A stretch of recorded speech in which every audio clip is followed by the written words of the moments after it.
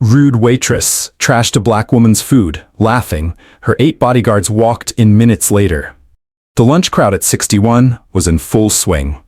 Upper East Side Manhattan, the kind of restaurant where the ceiling was high, the portions were small, and the attitude of the staff was somehow even smaller. Every table full. Every server moving with the choreographed efficiency of people who had learned, quickly, instinctively, which customers deserved their energy and which ones didn't. She did not get their energy. She walked in alone, a black woman, early 40s, natural hair pulled back, simply plain gray hoodie, dark jeans, clean white sneakers. No designer bag, no jewelry, no entourage. Just a woman who wanted lunch.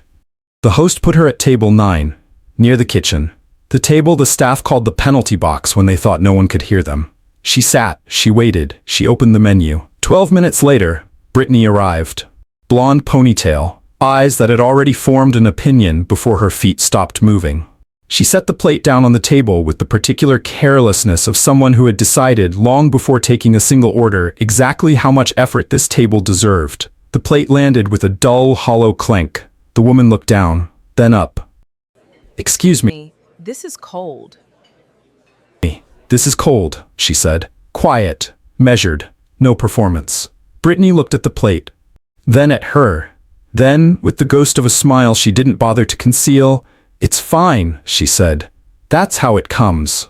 "The pasta is cold," the woman said again, still calm. "I'd like it reheated, please." Brittany tilted her head, shifted her weight to one hip. "Ma'am, our kitchen doesn't do that. If you wanted it different, you should have said so when you ordered."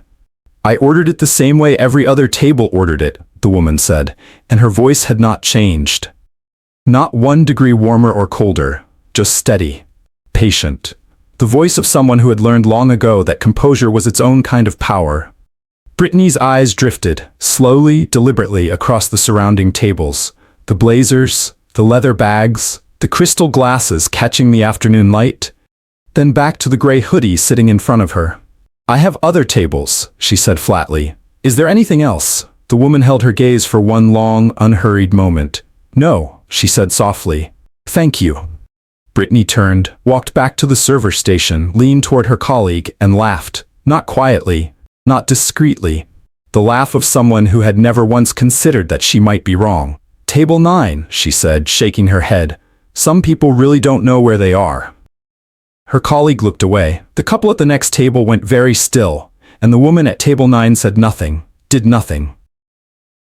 Simply sat with her hands folded on the white tablecloth. Composed, unbothered, still, the way a person sits when they already know exactly how this ends. What nobody in that room knew, not Brittany, not the host, not a single person in that bright, self-satisfied space, was that outside on 61st Street, 3 black SUVs had been idling quietly at the curb for 20 minutes, and they were about to move. Thank you for tuning in. Where are you watching from tonight? I would like to connect with you better. Take a moment to like and click the subscribed button. To understand what happened inside 61 that afternoon, you need to understand 3 things. Who Brittany was, who Simone Carter was, and why the distance between those 2 answers was so much larger than anyone in that restaurant could have imagined when the day began. 61 had opened on East 61st Street 7 years ago and had spent every one of those 7 years being exactly what it intended to be. Exclusive, polished, and deeply, unapologetically aware of its own importance. The interior was all warm brass fixtures and cream leather banquettes, white tablecloths pressed so flat they looked painted on, and a lunch menu that changed weekly and cost enough to make most people do a quiet calculation before ordering. The clientele was what you would expect from that address. Finance people, media people, the kind of old Manhattan money that wore itself lightly because it had never once had to think about it. The staff reflected the room. They were trained to be attentive, professional, and, in the particular way of establishments that catered to a very specific kind of guest, subtly, expertly selective about where they directed their best attention. Table 9, near the kitchen. The one with the slight draft from the swing door and the least flattering light in the house, was where that selectivity expressed itself most honestly. It was where they put the people they had already decided didn't quite belong. Brittany Lawson was 26 years old and had been working at 61 for 2 years. She was good at her job, technically, mechanically good. She knew the menu backwards. She knew which wines paired with which dishes, which modifications the kitchen would and wouldn't accommodate, which regulars liked their coffee before the dessert menu, and which ones wanted it after. She moved through the dining room with the fluid efficiency of someone who had learned the physical choreography of service completely. What she had never learned, what nobody had ever required her to learn, because the room had never demanded it of her, was the part that couldn't be taught from a training manual. Seeing people, really seeing them, past the surface, past the clothes and the bag and the table they'd been assigned, past the first impression that a room like this was specifically designed to generate and then immediately act on. Brittany had grown up in a suburb of Connecticut, comfortable, clean, the kind of town where everyone more or less looked like everyone else, and the differences that mattered were the kind you could see immediately. She had come to New York at 22 with ambitions that had gradually narrowed through a series of practical decisions into this, a good restaurant, decent money, a life that was by most measures perfectly fine. She was not a cruel person. Not deliberately. Not with any awareness of herself as someone capable of cruelty. She simply had a habit, a deep, unexamined habit, of deciding very quickly what kind of person she was dealing with. And once she had decided, she rarely reconsidered. She had decided about table 9 before she reached it. Simone Carter had woken up that morning at 5:45, the way she woke up every morning. Not because of an alarm. She hadn't used an alarm in 11 years. Her body had simply recalibrated itself somewhere around the time her company crossed its first billion in revenue and decided that sleep was a resource to be managed like everything else. Efficiently, precisely, without waste. She lay in bed for exactly 15 minutes, thinking, not scrolling, not reaching for her phone, running through the architecture of the day ahead. 3 calls before noon. A board presentation at 2. A dinner she was considering canceling and probably would. And somewhere in the middle of it all, if she was efficient enough with the morning, lunch, alone. That part was deliberate. Simone Carter was, by every measurable definition, one of the most powerful women in American business. Founder and CEO of Carter Global, a private equity and real estate firm with holdings across 14 states and 4 countries, valued at somewhere north of $4 billion, depending on which quarter you asked and who was doing the valuing. She had been on the cover of 3 major business publications in the past 2 years. She had testified before a Senate subcommittee on housing policy. She had written a book, spare, direct, 12 chapters, no ghostwriter, that had spent 19 weeks on the bestseller list. She was, in rooms that knew who she was, formidable. The operative phrase being, rooms that knew who she was. Because here was the thing about Simone Carter that the profiles never quite captured. The thing that her closest colleagues understood and her competitors consistently underestimated. She did not perform her wealth. Not ever. Not for anyone. It was a principle she had held since the very beginning, since the years before the billions, when she was building the first version of Carter Global from a 2-room office in Harlem with a folding table and a laptop that ran hot. She had watched, in those early years, the way money changed people. The way it moved outward, into the clothes, the cars, the careful curation of a life that announced its own value before a word was spoken. She had decided, quietly and permanently, that she would never be that. She drove the same black SUVs she had driven for years, not because she couldn't afford better, but because they worked and ostentation bored her. She wore what was comfortable. She ate where she wanted to eat, without making reservations under her own name. She moved through the world, as much as possible, as simply herself. A woman, in a gray hoodie, wanting lunch. Her head of security, a former Secret Service agent named Daniel who had been with her for 6 years, had long since stopped arguing about the hoodie. He had learned to simply position the 3 SUVs at a discreet distance. Close enough to respond. Far enough to give her the ordinary afternoon she had asked for. He was parked on 61st Street, right now, engine idling, watching the door of 61 through the windshield. Waiting. The way he always waited. Inside the restaurant, Simone sat at table 9 with the cold pasta in front of her and her hands folded on the white tablecloth and did what she always did when the world showed her its worst angle. She observed the couple at the next table, mid-30s, the woman visibly uncomfortable, the man looking at his phone to avoid looking at anything else. The host by the door, already moving on to the next task, the interaction filed and forgotten. Brittany at the server station, still laughing, still performing for her colleague, still entirely certain of her own reading of the room. Simone had grown up in Brownsville, Brooklyn, the youngest of 4. Her mother had cleaned office buildings for 18 years. Her father had driven a delivery truck. They had given her everything they had, which was not money, but was, in every way that had mattered since, more than enough. She knew what it felt like to be looked through. She had been looked through many times, in many rooms, by many people who were very certain they already knew everything they needed to know about her. She had stopped being hurt by it a long time ago.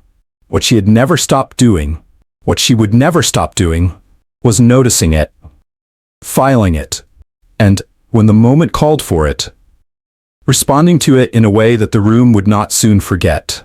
She looked down at the cold pasta one more time. Then she looked up, across the restaurant, through the window, to the gray November street outside where 3 black SUVs sat quietly at the curb. She did not reach for her phone. She did not need to. Daniel had been watching that window for 20 minutes. He would know. Simone had given Brittany exactly one opportunity to correct herself. That was always how she operated, in business, in boardrooms, in the ordinary transactions of daily life. One opportunity, clearly presented. No theatrics, no second guessing. Just a clean, simple chance to do the right thing before the consequences of not doing it became unavoidable. Brittany had not taken it. And so now Simone sat at table 9 with cold pasta cooling further in front of her and the quiet, settled patience of a woman who had learned, through years of building something from nothing, in a world that had not always wanted her to succeed, that the most powerful response to disrespect was never anger. It was stillness. Absolute, unbothered, unreadable stillness. The kind that made people nervous precisely because they couldn't locate it on any map they recognized. Brittany, for her part, had moved on completely. That was the thing about people like Brittany. Once they had dismissed someone, the dismissal was total. Table 9 ceased to exist as a source of concern the moment she walked away from it. There were other tables, better tables. Tables with people who ordered the expensive wine and tipped accordingly and looked the part of guests she was there to serve. She had a 4-top near the window. 2 couples, finance, the kind who ordered without looking at the prices and whose end-of-meal conversation would make her rent feel manageable for another month. She was attentive there. Warm, even. A different version of herself entirely.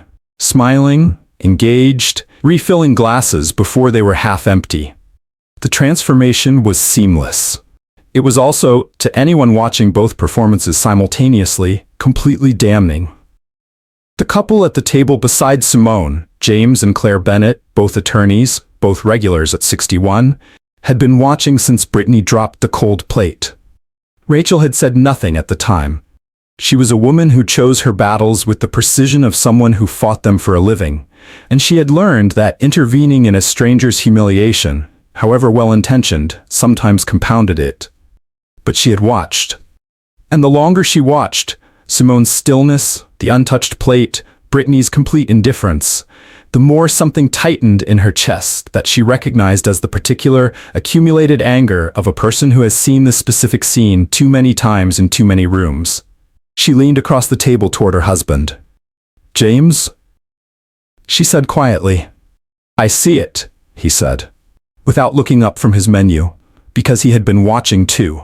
Brittany swung back through the dining room 20 minutes later, not to table 9, but past it, close enough that the swing of her ponytail disturbed the air above the cold pasta plate. She had a dessert menu in her hand for the 4-top. She was laughing at something one of them had said. Full, easy, the laugh of someone completely at home in the version of herself she was currently performing. She passed table 9 without slowing, without looking, without a single acknowledgement that there was a human being sitting there at all. Simone watched her pass. Said nothing. then looked down at the plate in front of her. The pasta, completely cold now, beginning to congeal at the edges, and made a quiet, private decision. She picked up the fork, set it back down, pushed the plate 2 inches forward on the tablecloth, not aggressively, not dramatically, just away from her. The universal language of a person who has decided they are finished with something. Then she folded her hands and waited. It was another 8 minutes before Brittany returned to table 9. Not out of attentiveness, out of the mechanical obligation of a server who knew, somewhere beneath the indifference, that a table with an untouched plate and an empty water glass eventually became a problem that reflected on her. She arrived with the check. Not, "How is everything?" Not, "Is there something I can bring you?"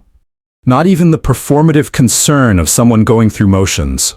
Just the check, placed face down on the tablecloth with the particular finality of a person who had decided the interaction was over.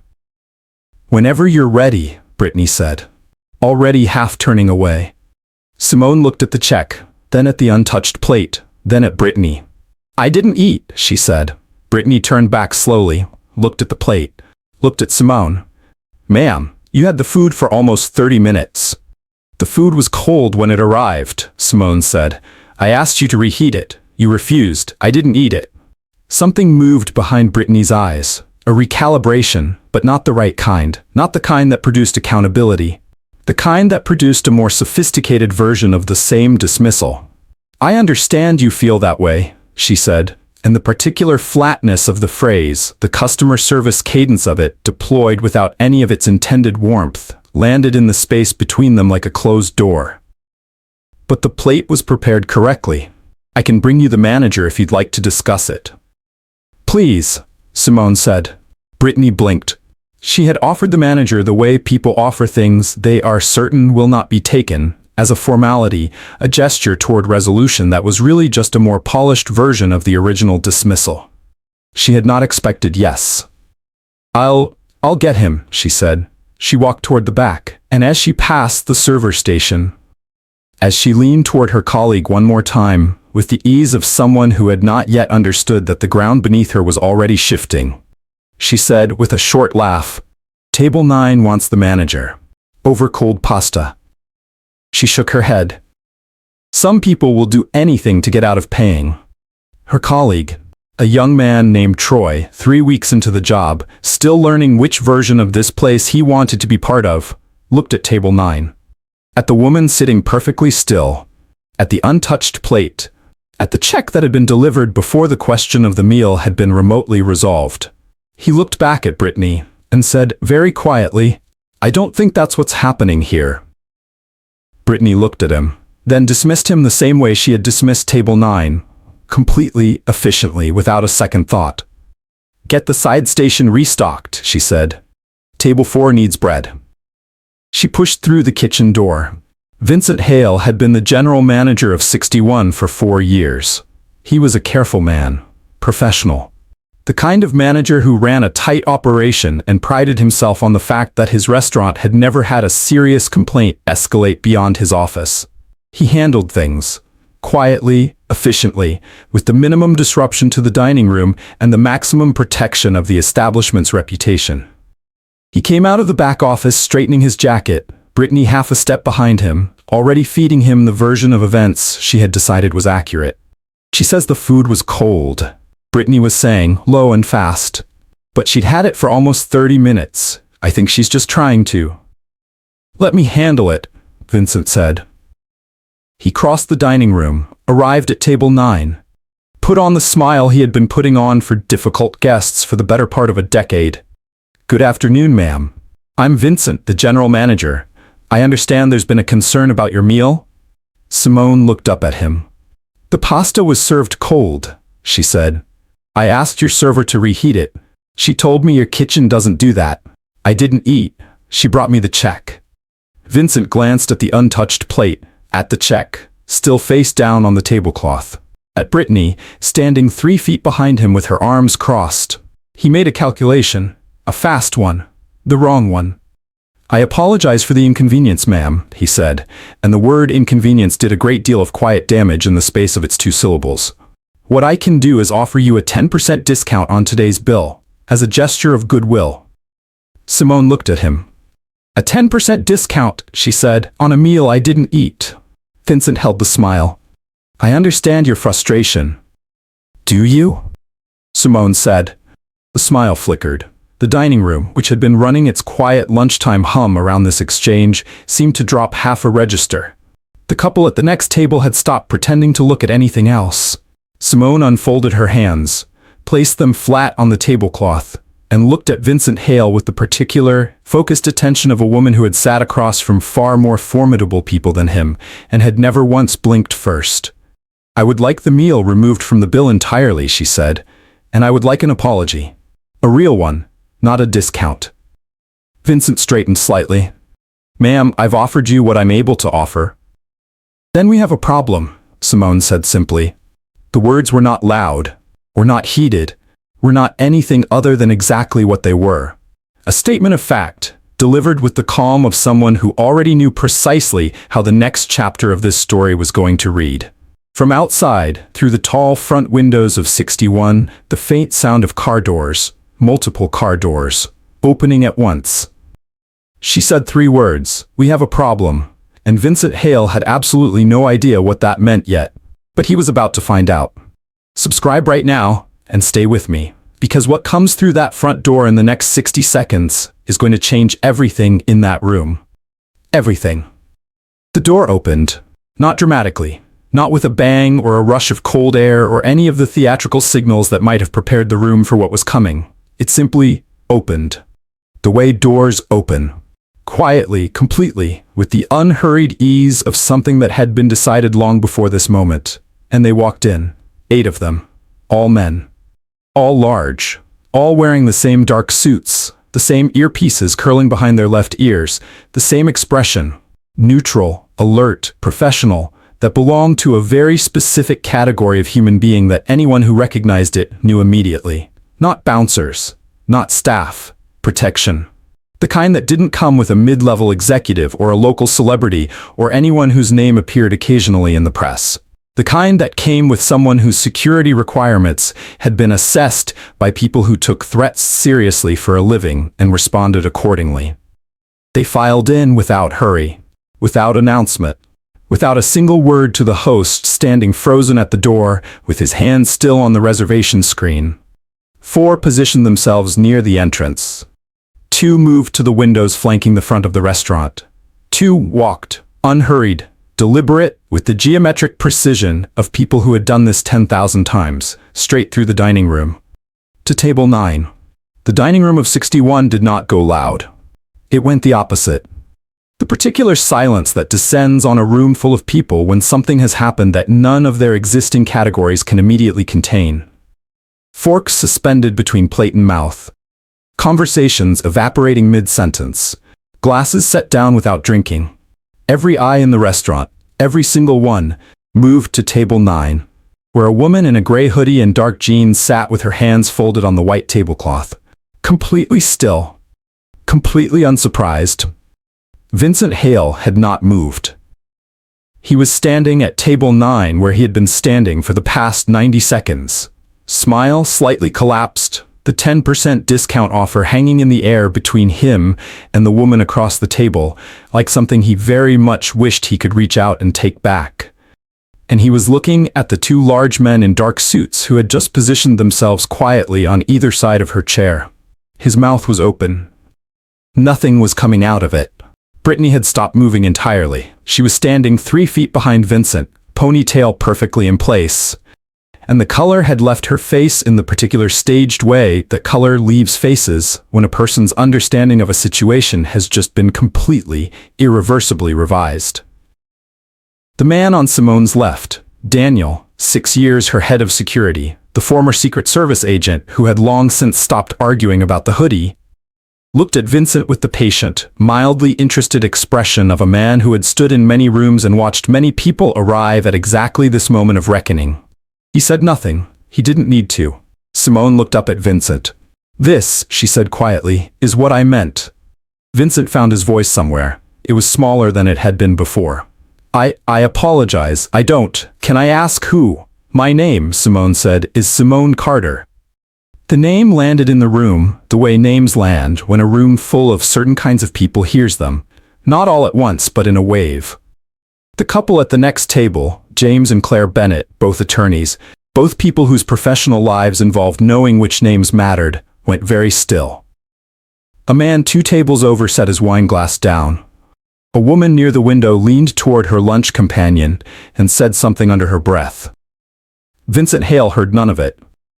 He was too busy experiencing the specific, cascading horror of a man who is reassembling a situation in real time and does not like what the assembled version looks like. Simone Carter, Carter Global, $4 billion in assets, 14 states, 4 countries, Senate testimony, bestseller list. The gray hoodie, the cold pasta, the 10% discount.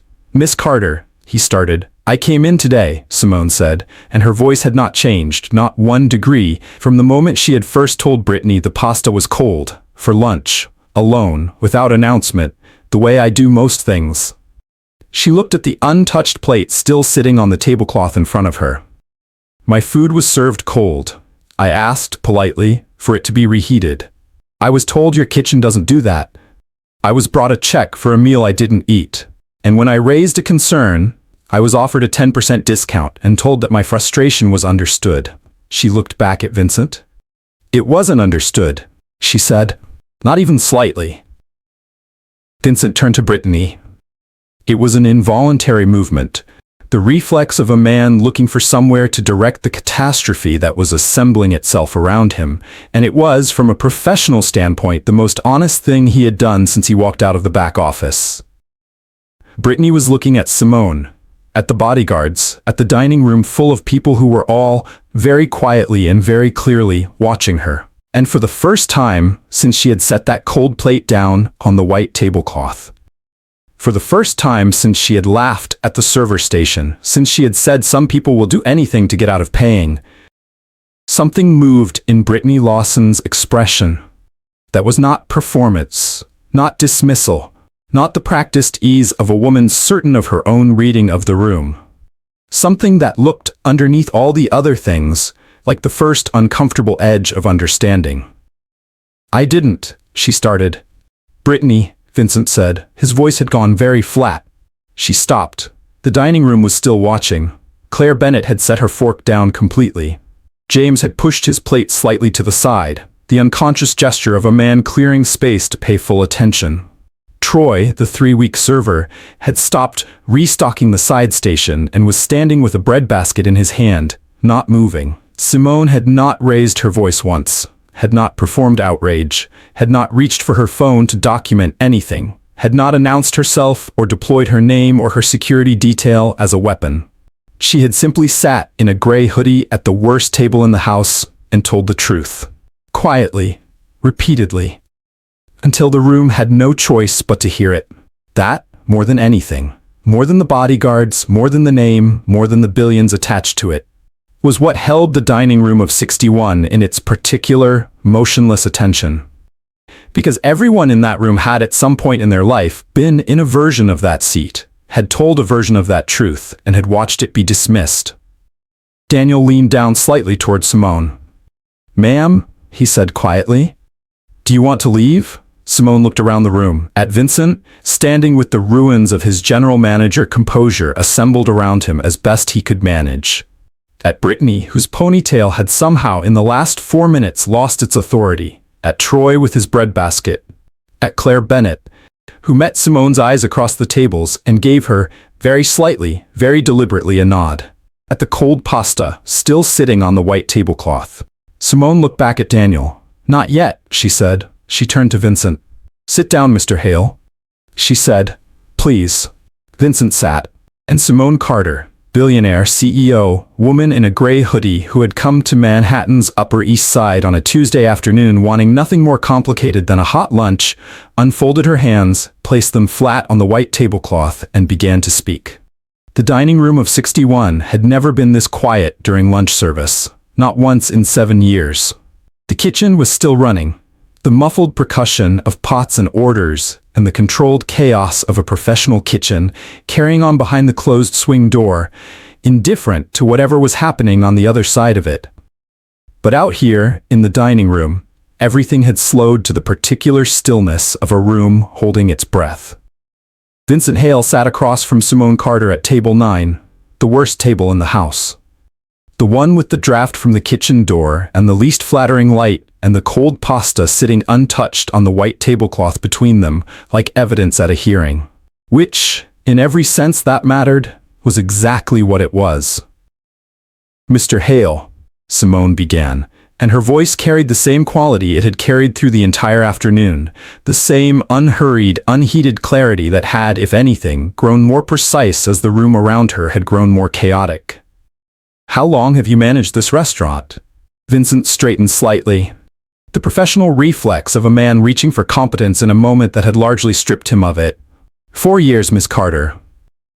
"4 years?" she repeated. "And in 4 years, has it ever been your policy to serve cold food and refuse to correct it?" "No," he said. "Absolutely not. That is not." "Then what happened at this table today," Simone said, "was not a policy failure." Vincent stopped.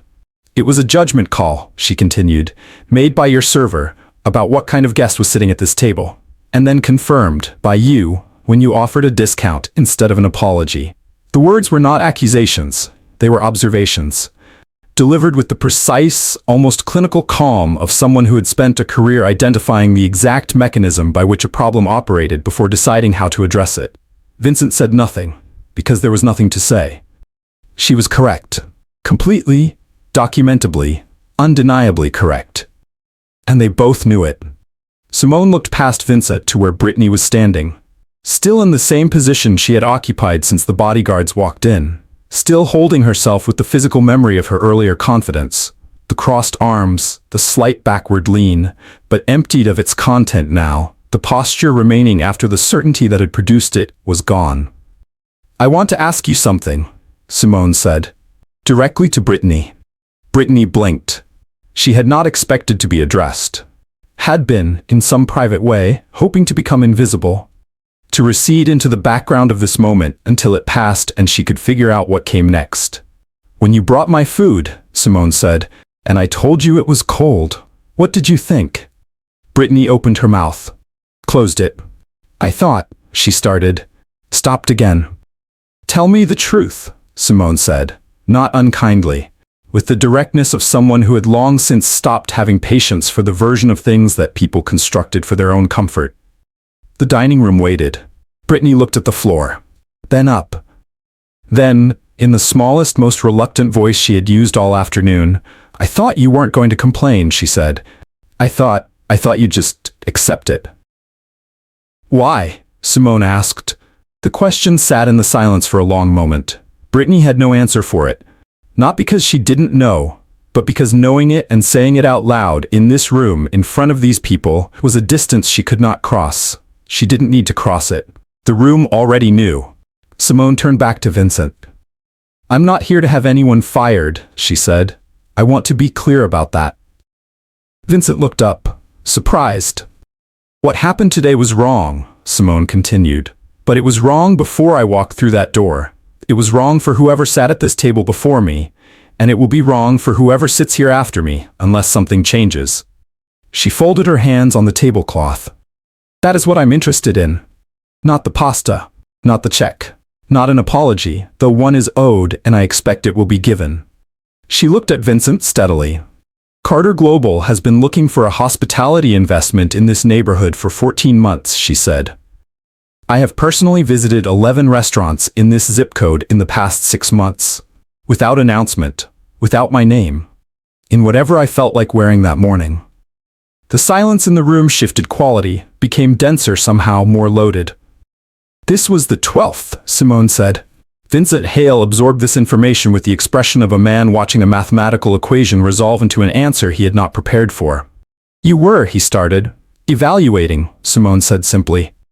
"The food at 61 is exceptional. The space is beautiful. The location is exactly right." A pause. "The culture needs work." She let that land. "Significant work," she added. Troy had put the breadbasket down. He was standing at the side station now with his hands at his sides, watching the corner of the restaurant where the general manager of 61 was sitting across from a billionaire at the worst table in the house, and he was doing the thing he had been doing since his first day in this job. Watching, learning, trying to figure out what kind of person this work was going to require him to be. He had figured out something important in the last 20 minutes. He was not going to be the kind Brittany was. Simone looked at Vincent one final time. "I'm going to leave now," she said. "My team will be in touch with yours this week. Whether that conversation goes anywhere depends entirely on what this restaurant decides to do with today." She stood. Daniel and the second bodyguard moved with her, the practiced, seamless choreography of people who had done this in 1,000 rooms across 100 cities. Simone picked up the check from the tablecloth, looked at it, set it back down. "Remove the meal," she said to Vincent, "and give the table something from the kitchen, something hot." She said the last two words without emphasis, without drama, but in the context of the afternoon, in the context of everything that had led to this moment, they landed with the weight of everything that had been denied and was now finally being acknowledged. Vincent nodded. "Yes, Miss Carter, of course." Simone turned from the table, and then, before she had taken a full step toward the exit, a voice came from behind her. "Miss Carter." She turned. It was Brittany, standing in the same spot she had occupied for the last 10 minutes. But something had changed in her. Not her posture, not her clothes, not anything visible exactly. Something underneath all of that. The particular quality of a person who has arrived through great discomfort at the far side of a truth they had been avoiding. "I'm sorry," Brittany said. The dining room was absolutely silent. Not because of, she gestured vaguely at the bodyguards, at the room, at the assembled weight of what Simone Carter represented. Not because of any of this. "I'm sorry because I was wrong. From the moment you sat down, I decided something about you that I had no right to decide, and I treated you accordingly."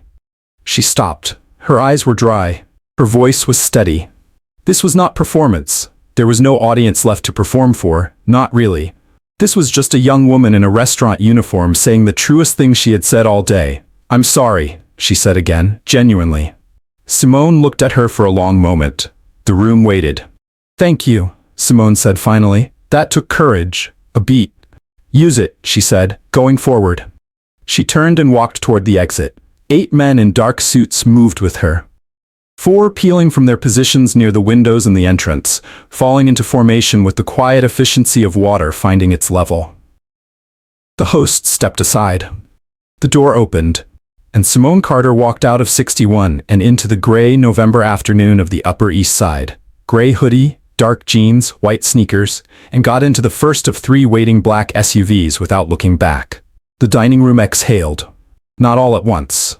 In stages. The way a room recovers from something it didn't know how to process while it was happening, and is only now, in the aftermath, beginning to find language for. Conversations resumed. Slowly, carefully, with the slightly altered quality of exchanges between people who have just witnessed something together and are figuring out how to carry it forward. Claire Bennett looked at her husband James across the table.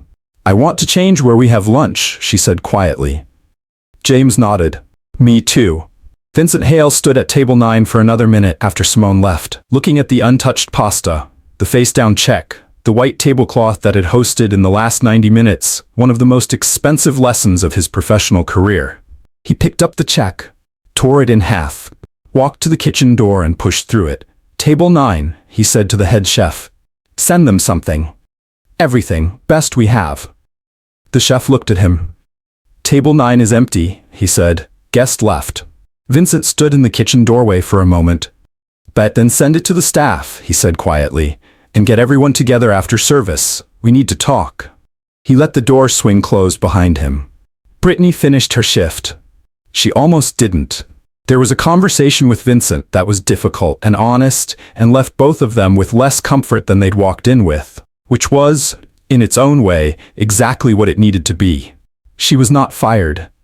Vincent had meant what he said about the culture needing work. And work, he had decided, began with the people already in the room. With what could be taught. With what could change. Whether Brittany Lawson would carry what happened at Table 9 forward into something better was not a question that Tuesday afternoon could answer. That was the work of every day after it. Troy finished his shift too. He went home to his apartment in Queens, made himself dinner, and sat at his kitchen table for a long time thinking about what it meant to be 3 weeks into a job and already know the kind of person you didn't want to become. He decided that the worst thing to know at 23. He decided, in fact, that it was a gift. 2 weeks later, Carter Global's hospitality division made contact with the ownership group of 61. The conversation that followed was long, detailed, and, by all accounts from both sides, unexpectedly productive. Terms were discussed, standards were proposed, a cultural audit of the restaurant's hiring and training practices was requested, and after a brief deliberation, agreed to. The partnership was not guaranteed. Simone Carter did not do anything that wasn't earned.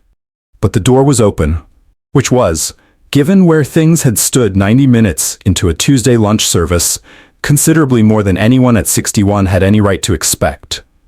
6 months later, Troy was promoted to floor supervisor. His manager cited, in the brief, professional language of performance reviews, his instinct for the room, his ability to read people accurately and respond to what they actually needed rather than what he had decided they deserved.